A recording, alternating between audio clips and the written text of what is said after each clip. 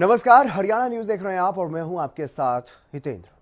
दिन भर में आप सैकड़ों खबरें देखते हैं, लेकिन उनमें से कुछ खबरें महत्वपूर्ण होती हैं जो सुर्खियां बनती हैं, और ऐसी खबरों को ही खबर गरम है कार्यक्रम में लेकर के हम हाजिर हैं।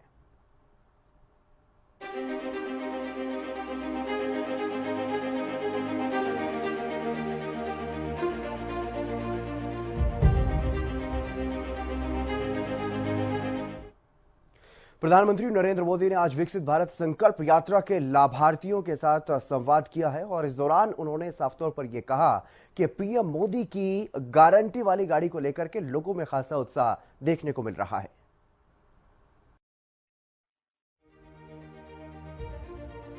प्रधानमंत्री नरेंद्र मोदी ने आज विकसित भारत संकल्प यात्रा अभियान के तहत विभिन्न सरकारी योजनाओं के लाभार्थियों से बातचीत की। पीएम मोदी दिल्ली से कई राज्यों के लाभार्थियों से वीडियो कॉन्फ्रेंसिंग के माध्यम से जुड़े और उनके अनुभवों के बारे में जाना, उनकी बातें सुनी। पीएम मोदी ने महिलाओं से बातचीत के दौरान उन्हें जातियों में नहीं बंटने का संदेश दिया। पीएम मोदी ने कहा कि आप सब महिलाएं एक ही जाति से हैं, महिला जाति से। देश में कुछ लोग आपको अलग अलग जातियों में बांटने की कोशिश करते हैं, लेकिन आप उनसे सतर्क रहें। युवाओं से बात करते हुए पीएम मोदी ने कहा कि मजबूत इच्छा शक्ति के बलबूते कुछ भी किया जा सकता है। हमने जो योजनाएं बनाई हैं, उसके मुताबिक हम लाभार्थियों को ढूंढते हैं और सामने से जाकर उन तक योजनाओं का लाभ पहुंचाने का काम करते हैं। उन्होंने कहा कि मोदी की गारंटी वाली गाड़ी इन दिनों गांव-गांव और गली-गली जा रही है और लोगों को सरकार की योजनाओं के बारे में बताया जा रहा है। आज युवा शहर जाना छोड़कर गांव लौट रहे हैं और यहां पर खेती करके लाखों का फायदा कमा रहे हैं। पीएम ने कहा कि मोदी की गारंटी वाली गाड़ी को लेकर जो उत्साह गांव-गांव में दिख रहा है, गाड़ी को लेकर जो उत्साह गांव-गांव में देख रहा है, हिंदुस्तान के हर कोने में देख रहा है, चाहे उत्तर हो, दक्षिण हो, पूरब हो, पश्चिम हो, बहुत ही छोटा गांव हो या बड़ा गांव हो। और कुछ तो जान पर मैंने देखा है कि गाड़ी का रूट नहीं है, फिर भी लोग गांव वाले रास्ते में आगे खड़े हो जाते हैं और गाड़ी को खड़ी रख करके सारी जानकारियां लेते हैं। तो ये अपने आप में अद्भुत है।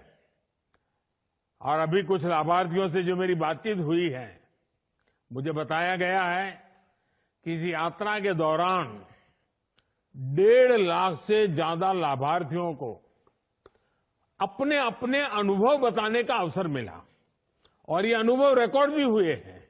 और मैंने पिछले 10-15 दिन में बीच-बीच में देखा भी है कि गांव के लोगों की भावनाएं क्या है, योजनाएं मिली है वो पक्की मिली है नहीं मिली है। प्रधानमंत्री नरेंद्र मोदी ने कहा कि देश भर के गांवों में करोड़ों परिवारों को हमारी सरकार की किसी न किसी योजना का जरूर लाभ मिला है और जब ये लाभ मिलता है तो एक विश्वास बढ़ता है, जिंदगी जीने की एक नई ताकत आ जाती है। पीएम मोदी ने कहा कि मुझे ये जानकर खुशी हुई कि विकसित भारत संकल्प यात्रा के स्वागत के लिए हमारी पंचायतों ने गाँवों में स्वागत समितियां बनाई हैं। बुजुर्गों समेत समाज के सभी वर्ग समितियों में शामिल हो गए हैं।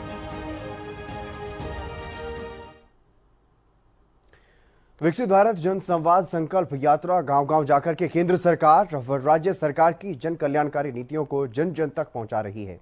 इस यात्रा का मुख्य उद्देश्य लोगों को नीतियों के बारे में जागरूक करना है, उनकी 100% परिपूर्णता सुनिश्चित करना है और ये यात्रा देश के कोने-कोने में समाज के सभी वर्गों, विशेषकर वंचित वर्गों तक कल्याणकारी योजनाओं का लाभ पहुंचाने की एक अनूठी पहल है।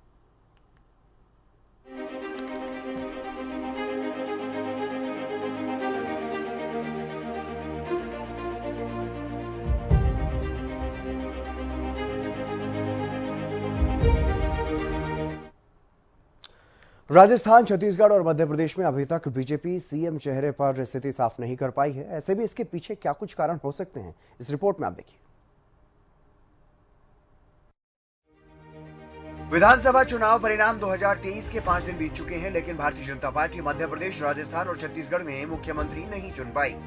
बड़े से लेकर छोटे नेता तक एक ही बात कह रहे हैं, सब कुछ हाईकमान तय करेगा।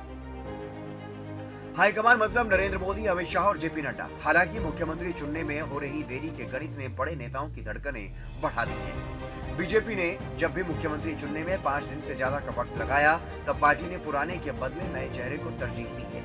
वहीं मध्य प्रदेश के पर्यवेक्षक और हरियाणा के मुख्यमंत्री मनोहर लाल ने कहा कि सोमवार को भाजपा विधायक दल की बैठक रखी गई है। आशा है कि सभी फैसले सर्वसम्मति से होंगे। जहां तक एक प्रश्न पूछा गया है कि मध्य प्रदेश के मुख्यमंत्री का जो चयन होना है उसमें केंद्र की ओर से मुझे वहाँ एक दायित्व मिला है वहाँ के प्रभारी के नाते से, और सोमवार को वहाँ विधायक दल की मीटिंग रखी गई है और मुझे दायित्व है तो मैं वहाँ जाऊँगा।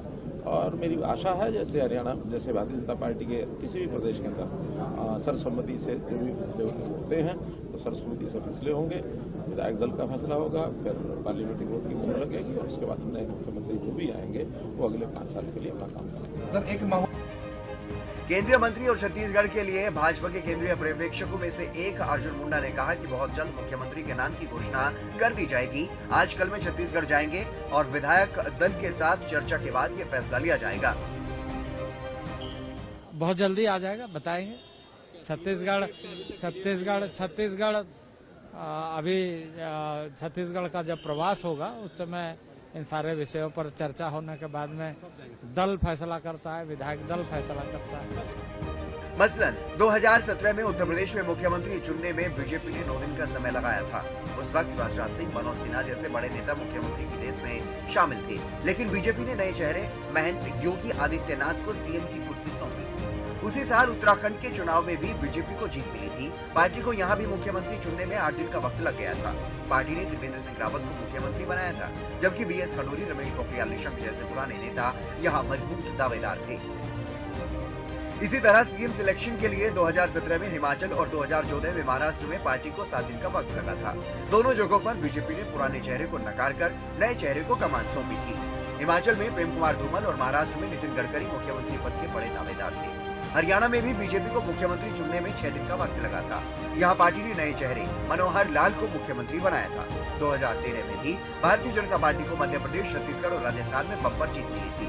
उस समय राजनाथ सिंह बीजेपी के अध्यक्ष थे। 2013 में पार्टी को मुख्यमंत्री चुनने में महज 3 दिन का वक्त लगा था। 8 दिसंबर को चुनावी नतीजे आए थे और 11 दिसंबर को पार्टी ने मध्य प्रदेश में शिवराज सिंह चौहान और छत्तीसगढ़ में रमन सिंह को कमान देने की घोषणा कर दी थी। 12 दिसंबर को वसुंधरा राजे के नाम का ऐलान राजस्थान में कर दिया गया था। राजस्थान, मध्य प्रदेश और छत्तीसगढ़ में पिछले 20 साल में पहली बार मुख्यमंत्री चेहरे के बिना ही बीजेपी चुनाव मैदान में उतरी थी। तीनों ही राज्यों में बीजेपी का यह प्लान काम भी कर गया और इसी वजह से मुख्यमंत्री तय करने में पार्टी को अब मशक्कत करनी पड़ रही है। पिछले 2 दशक राजस्थान में वसुंधरा राजे, छत्तीसगढ़ में रमन सिंह और मध्य प्रदेश में शिवराज सिंह चौहान के इर्द गिर्द ही बीजेपी की राजनीति घूम रही है। कहा जा रहा है कि हाईकमान अब इसे खत्म करना चाहती है। राजस्थान में वसुंधरा राजे और मध्य प्रदेश में शिवराज सिंह चौहान काफी मजबूत स्थिति में हैं। लोकसभा चुनाव के नजदीक होने की वजह से बीजेपी कोई भी फैसला जल्दबाजी में नहीं लेना चाहती।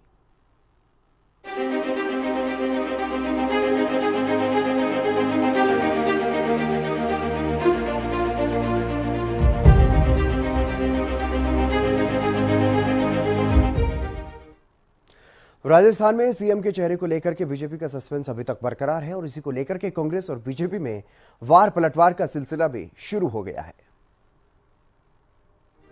राजस्थान में भारतीय जनता पार्टी की विधायक दल की बैठक कब होगी? इस सवाल पर बीजेपी अध्यक्ष सीपी जोशी ने यह कहा कि जल्द ही इसकी सूचना दे दी जाएगी। फिलहाल उन्होंने कोई डेट नहीं बताई। दरअसल कल भारतीय जनता पार्टी ने विधायक दल की बैठक के लिए पर्यवेक्षक नियुक्त किए थे। तभी से जहां पर चर्चा शुरू हो गई कि विधायक दल की बैठक कब होगी। उन्होंने कहा कि पर्यवेक्षक नियुक्त कर दिए गए हैं, जल्द ही इसकी सूचना भी दे दी जाएगी कि बैठक कब होगी। वहीं राजस्थान में इसे लेकर अब कांग्रेस ने बीजेपी को घेरना शुरू कर दिया है। अशोक गहलोत ने बीजेपी पर निशाना साधते हुए कहा कि भाजपा की पोल खुलती जा रही है। 7 दिन तक तुम मुख्यमंत्री का चेहरा तय नहीं कर पा रहे और बात करते हैं कि हमारी पार्टी में अनुशासन है, नेता प्रतिपक्ष हाईकमान घोषित करेगा। अगर कांग्रेस नहीं करती 5-6 दिन तक, पता नहीं क्या क्या चिल्लाते लोग, आपने फूट है, झगड़े हैं, ये है वो है। अब इनको पूछो आप क्या है, आपके वहाँ क्या है? 6 दिन हो गए हैं। कल भी जो हत्या हुई थी जो गोगा मेडी की, उसके लिए मुझे लिख के भेजना पड़ा है भारत सरकार को। मेरे साइन से गया है, इसकी जांच एनआईए लेती तो हमें ऑब्जेक्शन नहीं है, जबकि नए मुख्यमंत्री को लिखना चाहिए था। क्योंकि कार्यवाहक बना रखा मुझे गवर्नर साहब ने, जब तक नया शपथ नहीं ले तो मुझे वो कार्रवाई करनी पड़ती है। तो मैं चाहता हूँ कि जल्दी इनका फैसला हो, और अब इनकी पोल खुलती जा रही है। तुम एक मुख्यमंत्री का चेहरा तय नहीं कर पाते हो 7-7 दिन तक, तुम काहे की बात करते हो कि हम हमारे पार्टी में अनुशासन है। वहीं राजस्थान बीजेपी के अध्यक्ष सीपी जोशी ने अशोक गहलोत पर पलटवार करते हुए कहा कि अशोक गहलोत वो दिन भूल गए जब 2018 में सरकार बनने में 16 दिन लग गए थे। अशोक गहलोत से पूछना चाहता हूं कि आपके यहाँ विपक्ष के नेता पर निर्णय क्यों नहीं हो पाया? आपको अपने परिवार की चिंता करनी चाहिए। अगर अपने परिवार की चिंता करोगे तो अच्छा होगा। अशोक गहलोत जी शायद वो दिन भूल गए 2018 का, जब सरकार गवर्नमेंट के फॉर्मेशन होने में, सरकार बनने में 16 दिन लगे थे। अभी हमारे पर्यवेक्षकों की नियुक्ति हो गई, शीघ्र ही विधायक दल की बैठक होगी और उसके बाद आगामी प्रक्रिया तय होगी। अशोक गहलोत साहब, मैं आपसे निवेदन करना चाहता हूं, आपसे पूछना चाहता हूं, अगर आपके यहाँ सब कुछ आप बात कर रहे हैं उस बातों की, तो आपके यहाँ लीडर अपोजिशन का निर्णय क्यों नहीं हो पाया? क्यों नहीं आपकी उस बैठक में इस पर बातचीत हुई? मुझे लगता है कि आपको अपने परिवार की चिंता करनी चाहिए। भारतीय जनता पार्टी एक मजबूत पार्टी है, एक मजबूत नेतृत्व है, कुशल नेतृत्व है, और यहाँ जो भी होगा अच्छा होगा, लेकिन आपको अपने परिवार की चिंता करनी चाहिए। अपने परिवार की चिंता करेंगे तो ठीक है। उधर राजस्थान में भारतीय जनता पार्टी के ज्यादातर विधायक जयपुर में पहुंच गए हैं। कई विधायक बाड़मेर, दौसा, करौली और बारां के सुबह ही बीजेपी कार्यालय आ गए। एक विधायक ने बताया कि विधायक दल की बैठक कब होगी उन्हें भी जानकारी नहीं मिली है, लेकिन वो जयपुर में ही 2 से 3 दिन रहने वाले हैं। ऐसे में शाम तक सभी विधायक जयपुर पहुंचेंगे, कुछ विधायक आ जाएंगे। भारतीय जनता पार्टी के विधायक दल की बैठक को लेकर के अभी सस्पेंस बरकरार है, क्योंकि कई दिग्गज नेता जयपुर से बाहर हैं। गजेंद्र सिंह शेखावत, वसुंधरा राजे सिंधिया और जयपुर में नहीं होने की वजह से अभी तस्वीर साफ नहीं हो पा रही है।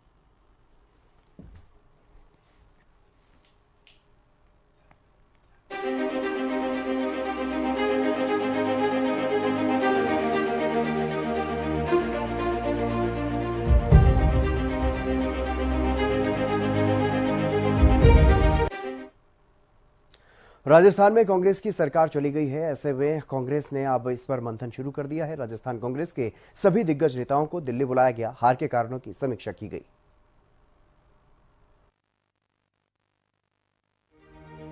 राजस्थान विधानसभा चुनाव में हार के बाद शनिवार को समीक्षा बैठक के लिए पार्टी आलाकमान ने नेताओं को दिल्ली बुलाया। इस बैठक में विधानसभा चुनाव में करारी हार को लेकर मंथन किया गया। बैठक की अध्यक्षता मल्लिकार्जुन खड़गे ने की। बैठक में निवर्तमान सीएम अशोक गहलोत, प्रभारी सुखजिंदर रंधावा और पीसीसी चीफ गोविंद सिंह डोटासरा दिल्ली पहुंचे। इस दौरान कार्यवाहक मुख्यमंत्री अशोक गहलोत ने बताया कि प्रमुख नेता अच्छे माहौल के बावजूद पार्टी की हार के कारणों का विश्लेषण और साथ ही लोकसभा चुनाव में जीत को लेकर रणनीति के शुरुआती दौर पर भी मंथन हुआ है। हमने कहा जो भी परिणाम आएगा विद ह्यूमिलिटी हम स्वीकार करेंगे। नई गवर्नमेंट को जो कब बनेगी पता नहीं, उसको हमारी शुभकामनाएं हैं। हम पूरा रचनात्मक सहयोग देंगे उनको। हम उम्मीद करेंगे उनसे, इतनी शानदार हमारी स्कीम है, इतने शानदार कानून, इतने शानदार गारंटी है, उस पर वो आगे बढ़े, जनता का भला करे, हमारी शुभकामनाएं हैं। आज की बैठक तो रिव्यू बैठक होती है चुनाव के बाद में।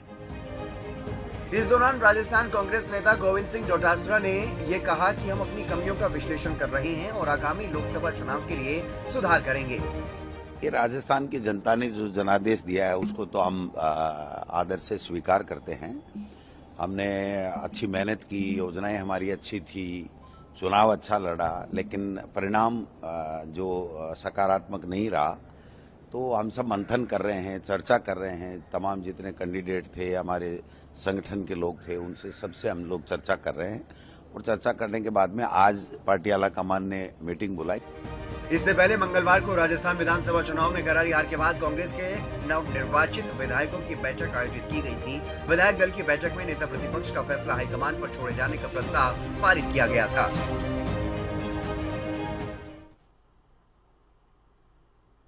इससे पहले दिल्ली से राजस्थान पहुंचे तीनों पर्यवेक्षकों ने सभी विधायकों से 1-to-1 फीडबैक लिया। इस दौरान रामगढ़ से कांग्रेस के विधायक जुबैर खान ने कांग्रेस की हार को लेकर के कई सवाल भी उठा दिए। उन्होंने कहा कि हमारी सरकार ने एजेंसियों की जगह अगर कार्यकर्ताओं को महत्व दिया होता तो परिणाम कुछ और होते। इसके अलावा चुनाव में हुई भीतरघात का मुद्दा भी उठाया गया है।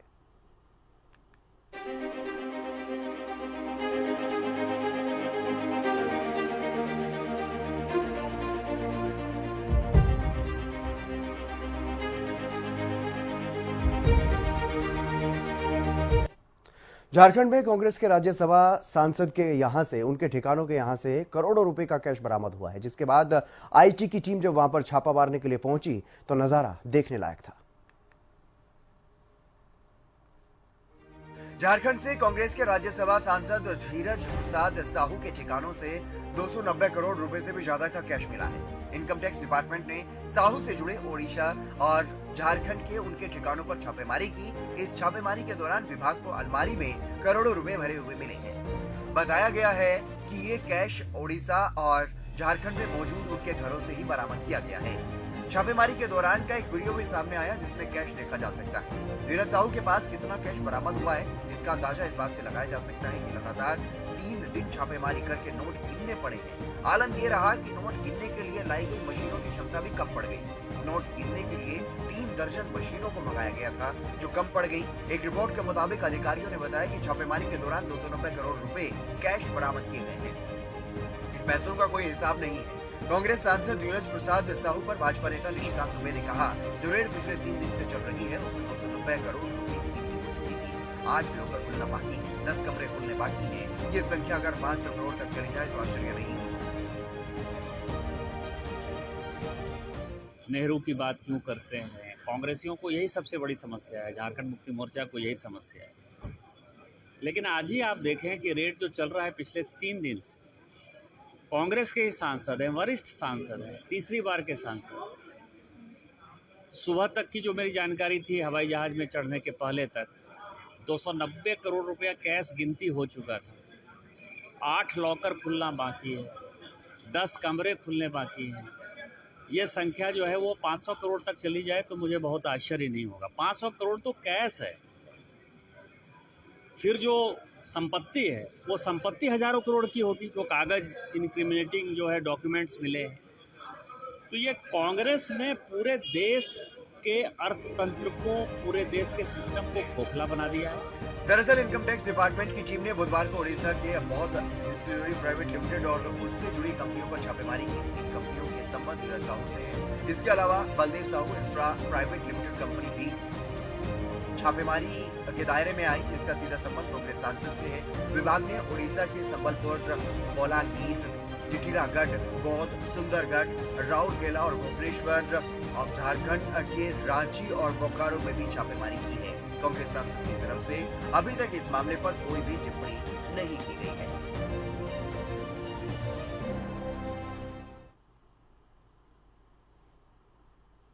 चलिए आपको कांग्रेस के धन कुबेर के बारे में बताते हैं। धीरज साहू 3 बार के राज्यसभा सांसद हैं। वो पहली बार साल 2009 में संसद के उच्च सदन में पहुंचे थे। इसके बाद जुलाई 2010 में वो फिर से राज्यसभा पहुंचे। तीसरी बार वो मई 2018 में झारखंड से राज्यसभा सांसद चुने गए। धीरज प्रसाद का यह कहना है कि वो एक व्यापारी परिवार से आते हैं और अब उनके यहाँ पर जिस तरह से छापेमारी चल रही है, करोड़ों का कैश बरामद हुआ है, उसको लेकर के लगातार सवाल उठ रहे हैं।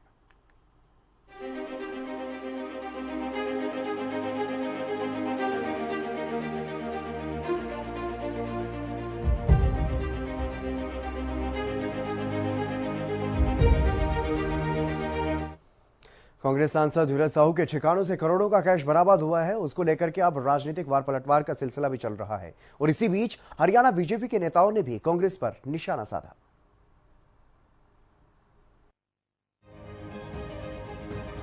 कांग्रेस राज्यसभा सांसद धीरज साहू के घर करीब 300 करोड़ रुपए कैश मिलने पर अब हरियाणा बीजेपी ने भी कांग्रेस को आड़े हाथों लिया है। हरियाणा बीजेपी के प्रभारी विप्लव देव ने कहा कि कांग्रेसियों का स्वभाव है जनता का पैसा लूटना।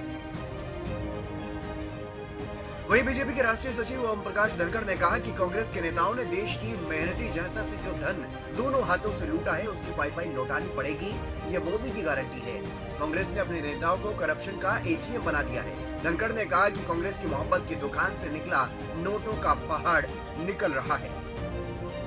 अंतर्राष्ट्रीय भ्रष्टाचार विरोध दिवस है और कांग्रेस के सांसद छत्तीसगढ़ के सांसद के यहाँ 200 करोड़ रुपए से अधिक का कैश मिला है। बहुत महत्वपूर्ण है। ये पार्टी पूरी भ्रष्टाचार में रची बसी हुई है और संयोग से दिन भी आज ऐसा है कि पूरे देश में वही सबसे बड़ी खबर है। और अभी तक मैंने कांग्रेस के किसी नेता का कोई निंदा का बयान भी सुना नहीं। मोदी जी भ्रष्टाचार के खिलाफ डट के लड़ रहे हैं और देश में भ्रष्टाचार खत्म हो ही उनका वो कहते हैं अब तो मेरी कार्रवाई इनकम टैक्स ने किया है। स्वाभाविक तौर पर अवैध रूप से आप धन मौजूद करते हैं और कांग्रेस के सांसद एक बार का नहीं है, इनके परिवार के लोग दो भाई है, कुल मिला के 4-5 बार सांसद है। और जो कांग्रेसियों का जो स्वभाव है जनता के धन लूट के अपने घर में रखने का, वही आपके सामने आया हुआ है। तो मोदी जी के नेतृत्व में पहले ही मोदी जी ने बोला मैं ना खाऊंगा ना खाने दूंगा, और ईडी और इनकम टैक्स के छापा चलेगी। किसी को लगता है जो ये ठीक नहीं है वो जनता तय करेगी। जनता ने इसीलिए मोदी जी को बैठाया है, जो जनता के धन चोरी करके जो घर पे रखता है इनको जेल में रखना है। पहले कांग्रेस के समय साधारण आदमियों को जेल में रखा जाता था, अब जो चोर है उसको जेल में रखा जाए। एमपी सांसद है महुआ में क्या होगा, उनको सदस्यता रद्द कर दी गई है। वो इनके इनडिसिप्लिन की कंप्लेन आई थी। धनखड़ ने कहा कि घमंडिया गठबंधन के नेता भ्रष्टाचार कर लूट खसोट करते हैं और जब ईडी, सीबीआई और आईटी जैसी जांच एजेंसी अपना काम करती हैं तो सारे भ्रष्टाचारी नेता एक होकर जांच एजेंसियों पर ही आरोप लगाने लगते हैं। भ्रष्टाचार की काली कमाई से कांग्रेस नेता अपनी जेब भर रहे हैं और जनता कहने और मानने लगी है कि सारा पैसा गांधी परिवार की तिजोरी तक जाता है।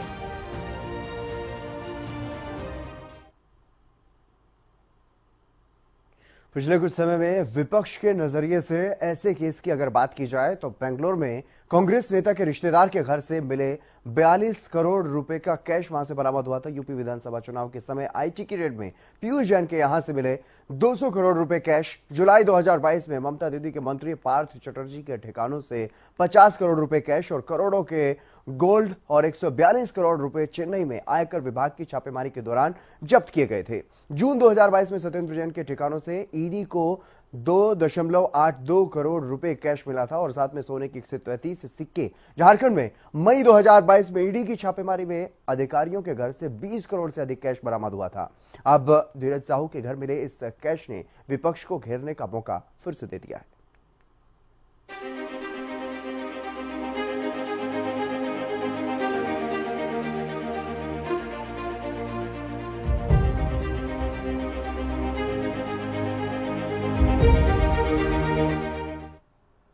इंटरनेशनल एंटी करप्शन डे के मौके पर हरियाणा के पंचकुला में एक राज्य स्तरीय कार्यक्रम का आयोजन किया गया, जिसमें बतौर मुख्य अतिथि मुख्यमंत्री मनोहर लाल ने शिरकत की और इस दौरान उन्होंने वहां उपस्थित लोगों को भी संबोधित किया। पंचकुला में अंतर्राष्ट्रीय भ्रष्टाचार विरोधी दिवस पर राज्य स्तरीय कार्यक्रम का आयोजन किया गया। इस कार्यक्रम में मुख्यमंत्री मनोहर लाल ने बतौर मुख्य अतिथि शिरकत की। इस दौरान सीएम ने संबोधित करते हुए कहा कि दुनिया में अच्छा कहलाना सबको पसंद, लेकिन उसके लिए हमें ईमानदारी के व्यवहार को आचरण में लाना होगा। मुख्यमंत्री ने कहा कि केवल भाषण के जरिए नहीं बल्कि हमें मन से भ्रष्टाचार निकालने का संकल्प लेना होगा। हमने हरियाणा में भ्रष्टाचार को खत्म करते हुए ये कहा कि हमारी सरकार में बिना पर्ची बिना खर्ची के युवाओं को नौकरी दी जाएगी। कोई आवश्यकता नहीं शिक्षा की। दुनिया में क्या हो रहा है क्या नहीं हो रहा है, हम उसको सुधार सकते तो सुधारें, हम नहीं सुधार सकते तो सुधारने के लिए कोई प्रबंध दूसरा करें, किसी को बताएं। कोई ना कोई उसका भी ऐसा होगा जो मार्गदर्शक होगा, जो उसको बता सकता समझा सकता है। तो समस्याओं में से बाहर निकलना है तो मन ठीक रखना पड़ेगा और उस मन में संस्कार आ जाए तो ठीक होगा और फिर अपने समाज को उसका लाभ हो, अपने प्रदेश को उसका लाभ हो। संयोग ऐसा है कि हम प्रदेश में अच्छी स्थिति में हैं, अगर देश के दूसरे प्रदेशों को ध्यान रखें तो काफी अच्छी स्थिति में हम पहुंच गए हैं। और वो इसलिए पहुंचे कि हमने बहुत सी चीजों का ऐसा प्रबंध किया है। कुछ लोग डर करके आ गए, कुछ लोग संस्कार से ठीक होकर आ गए, कुछ व्यवस्था में से ठीक हो गए। सीएम ने कहा कि नौकरी देने में पारदर्शिता से भ्रष्टाचार का खात्मा संभव है। भ्रष्टाचार करने के बाद केवल मन में पछतावा और पश्चाताप ही रहता है। मिशन कर्मयोगी के जरिए नैतिक और चारित्रिक करप्शन खत्म करने की कोशिश की जा रही है। मिशन कर्मयोगी कार्यक्रम से 9 जिलों के 20 स्थानों से कर्मचारी जुड़े थे। सीएम ने कहा कि भ्रष्टाचार का सीधा असर गरीब जनता पर पड़ता है। वहीं एनसीबी की रिपोर्ट में हरियाणा में 3 गुना से ज्यादा भ्रष्टाचार बढ़ने के सवाल पर सीएम ने कहा कि 3 गुना भ्रष्टाचार के आंकड़े बढ़ाने का आंकड़ा ठीक नहीं है। जहां भी भ्रष्टाचार हो सकता है हमारे विभाग काम करते हैं कि ना बढ़ने दिया जाए। सीएम ने कहा कि कोई अधिकारी हो या कोई भी उच्च पद पर बैठा व्यक्ति भ्रष्टाचार पर